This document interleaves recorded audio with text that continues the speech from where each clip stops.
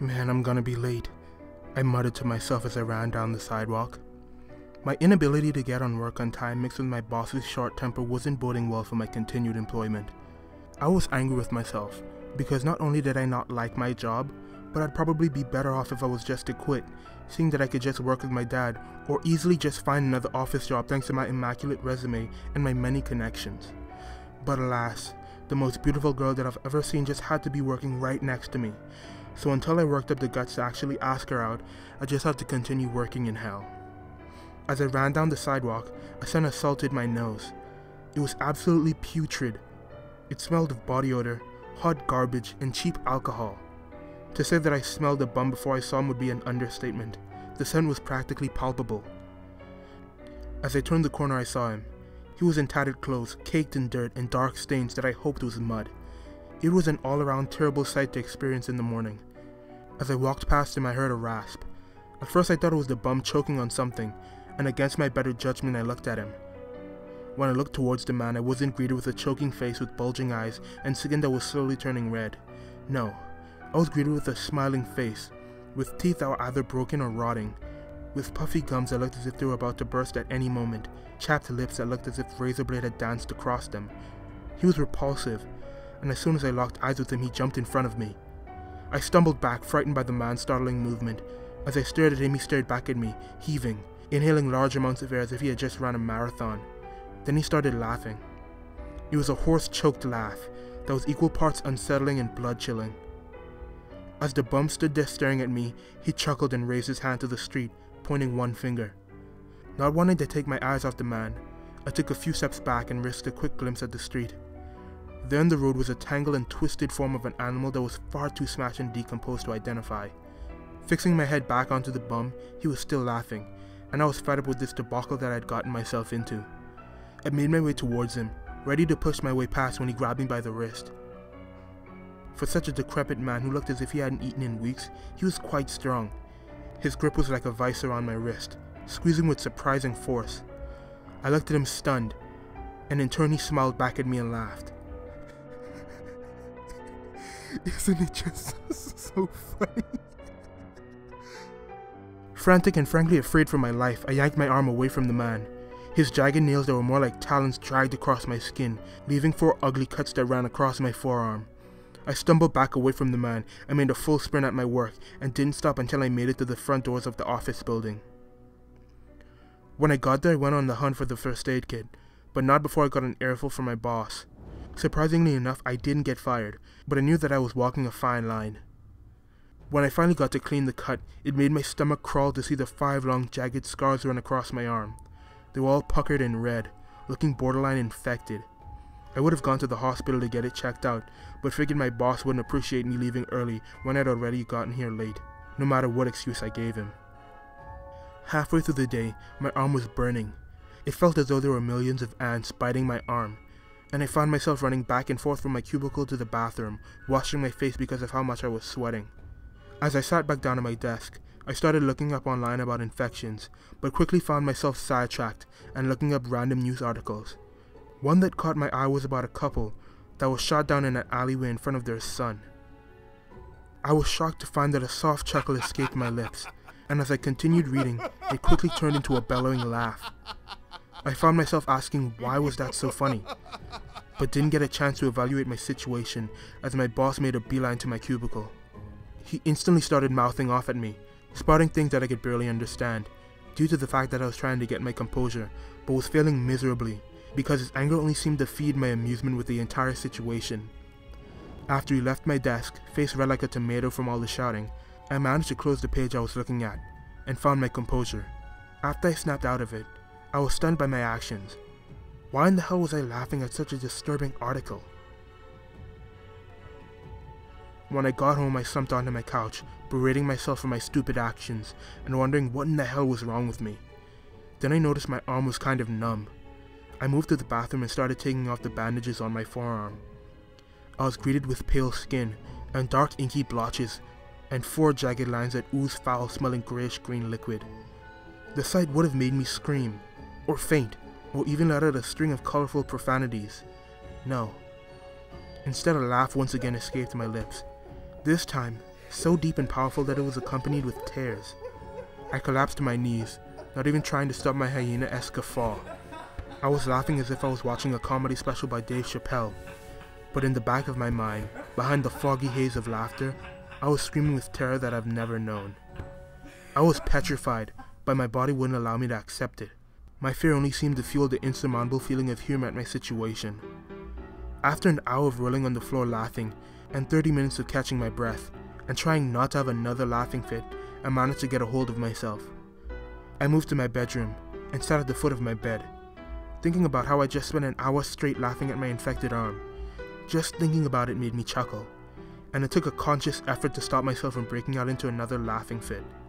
I had to wrap my arm in a towel before I had another laughing tirade. I was scared. I wasn't one to shy away from dark humor, but this wasn't normal. My arm was completely numb, and the things that I was finding funny disturbed me to my core. So I decided to do what I always did to calm myself down. I turned to animal videos. Now, usually seeing fluffy animals run around and do silly stuff made me calm down and put my mind at ease.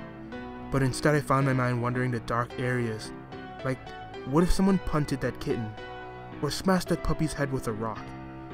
And as disturbing as those thoughts were, each one made me laugh, and gave me a deep sense of satisfaction. As I laughed the night away, dreaming up different macabre ways to mutilate animals, I realized what had happened to me. It was that bum. The scratch that he inflicted on me had done something to my head, and it had flipped a switch. As soon as I realized this, I sprung up from my desk, causing my legs to wobble and buckle. I hadn't even realized when they'd fallen asleep. I looked at my clock to see the time was 3:15 a.m. I had been sitting at my computer for 9 hours and hadn't even realized it. I felt as though I was losing my grip on reality. My mind was hazy, and my thoughts were scrambled, flickering from one topic to the next. Then I remembered the bum that caused all of this. I rushed out of my house, then realizing I was still in my work clothes. I had even forgotten to change. I made my way through the streets, running at full sprint, my heart pounding in my chest but not even feeling tired. I made it to the street and I saw the homeless man sitting there, muttering and laughing to himself. I approached him, feeling a burst of anger and hate towards the man. I stopped in front of him and said with a snarl, "You did this to me." He didn't even seem to comprehend that there was someone in front of him. His eyes had a glaze to them. He looked as if he was in another world. And somehow, he looked and smelled worse than the day before. I stood there heaving, my body just seeming to realize how far I'd ran in a matter of minutes. That's when he seemed to realize that I was there. He didn't even say anything to me. He just let out a laugh. Before I'd even realized it, I'd raised my fist into the air and brought it down on the man, smashing it into his head. His head slammed down, smashing his nose into the pavement. He slowly pushed himself off the ground and got to his feet, all the while laughing. When his eyes rose to my level, I saw that the lower half of his face was coated with thick crimson blood. I brought up my fist again, angered by his lack of acknowledgement when I let out a laugh. His smashed bloody nose was so amusing, I almost dropped to the floor once again, but before I did he spoke in between chuckles. "You finally get it. You finally get it. So funny. It's all so funny. The pain and suffering is so funny. It's all so funny." That's when a boiling concoction of humor and anger flooded my mind. I plunged my fist into the man's face, causing him to fall onto his back, and a flurry of crimson speckles painted the wall nearby. I jumped onto the man, bringing my fist down like a sledgehammer, all the while laughing like a maniac. I then grabbed him by his thinning hair and slammed his head repeatedly into the sidewalk, and I didn't stop until I heard a delightful crunch. I rose from the corpse, laughing at the beautiful mess I'd made, and I went home. I woke up that evening on the bedroom floor, and I flicked on the TV, chuckling to myself all the while. I turned to the news, and was greeted by an artist's rendition of my face. Apparently, my humorous act of smashing in the bum's head didn't go unnoticed, and I was now a wanted man. I didn't care though. I found the whole fiasco quite funny. I moved to the bathroom after noticing the dried blood and pieces of hair coating my hand. I stopped in front of the mirror when I noticed my face. My eyes were sunken, surrounded by dark circles, and my face was gaunt and pale. I looked down at my arm. The towel I'd wrapped it in was long since lost and forgotten, The skin around the scratches was now puffy and red, and the surrounding area had pronounced veins and was black. It was still leaking that foul-smelling liquid, and it was now taking on a more pleasant scent. It didn't even surprise me when I started laughing. I laughed all day. I was even laughing when I heard the hard thumping on my front door. I was even laughing when the police barged in and tackled me to the ground. The laughing continued when they interviewed me, and were frustrated when they got nothing out of me. I was laughing when a redhead named Mr. Shaw started spouting off a bunch of drivel that I failed to comprehend. I was laughing when they took me to the IEA facility, and I continued laughing when they did tests on me, and put me in a straitjacket, and tossed me into a small white room.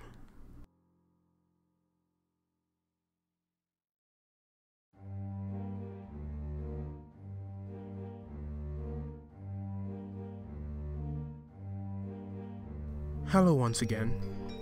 Seeing that I haven't uploaded in a month, I should start this outro with long time no see, but I like to stay consistent, which is ironic in and of itself. To start, I want to apologize for the lack of content over the past month, and I want to thank the people that have stuck around. Now, the reason for the lack of videos was due to some things outside of YouTube that took up a lot of my time, and quite frankly is still taking up quite a bit of my time. I was still writing while I was gone, but barely had any free time, alongside my borderline chronic procrastination. But now that I'm back, I'd like to say that there are a ton of videos in the works. I mean, well, not a ton, but a decent amount. Also, some of them will be different from what I usually post. Hopefully when I post them, you guys will enjoy them, and will help me fill up some of the dead air when I'm not writing and making narrations. I'm not gonna say that I'll have a story up every week. Not until I get a lot more free time, but if everything goes as planned, I should have a nice stream of content for your entertainment. Also, I'm a little over halfway to 100 subscribers, which is insane, and I'd like to thank each of you for subscribing, and it's also some nice motivation to make new things for you guys to watch. So in summary, thank you to the people that have stuck around. Sorry for the hiatus, subscribe, new videos are in the works if everything goes according to plan, and that's about it. I'd like to thank you folks for stopping by and listening to my story. And as always, come back next time, which hopefully won't be in another month, when I bring you another disturbing tale from a world much like your own.